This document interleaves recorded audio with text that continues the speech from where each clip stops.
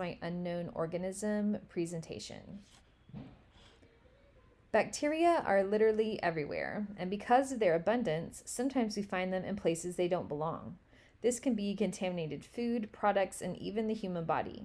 When a bacterium is in the wrong place at the wrong time, problems can occur. One of the roles of a microbiologist is to know when an organism is not where it belongs and what that organism is. In order for a scientist to know this, they have to do some tests. There is a method for deciding which test to perform based on the type of organism.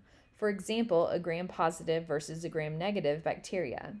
It would not be a wise use of time or resources to run every biochemical test on every unknown organism.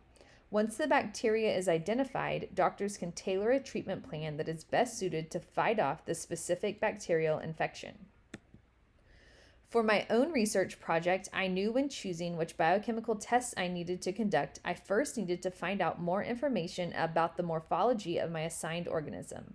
Looking at my bacteria under the microscope and the growth of an agar slant, while not diagnostic, would help me narrow down the field of unknown organisms.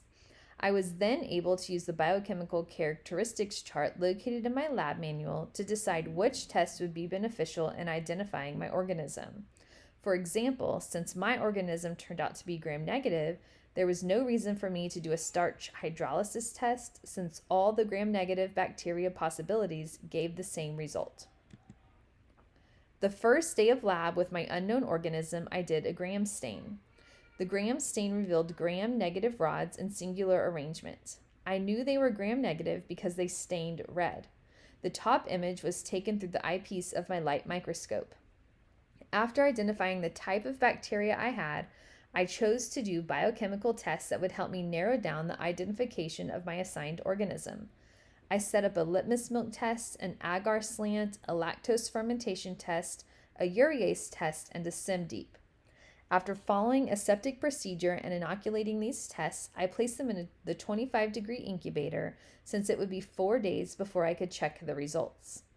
The following class period, I was able to observe my tests. I looked at the agar slant. I had growth that was creamy, white with a sheen.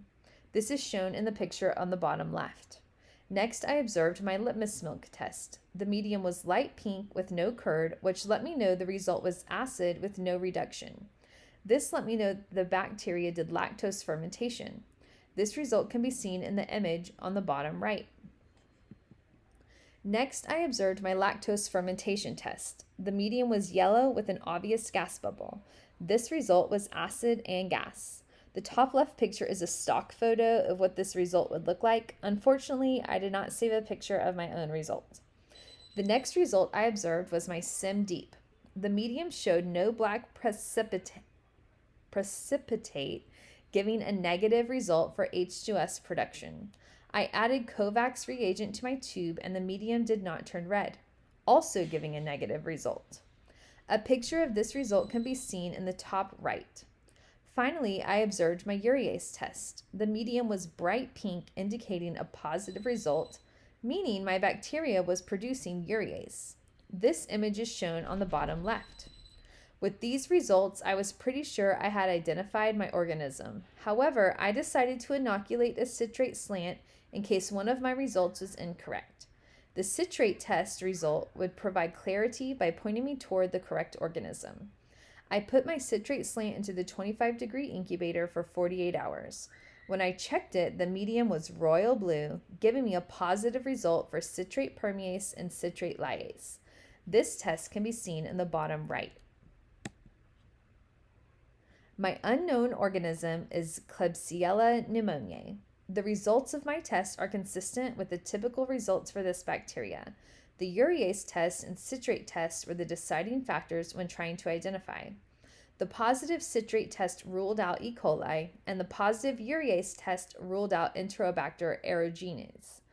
K. pneumoniae was the only other gram-negative organism with an acid gas result for lactose and an acid litmus milk reaction.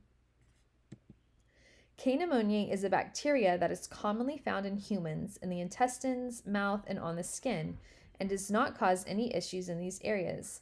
However, if the bacteria gets into the respiratory tract, it becomes problematic. K pneumoniae most commonly causes pneumonia in the lungs, mostly through hospital-acquired infections, meaning situations where a person's immune system is already compromised.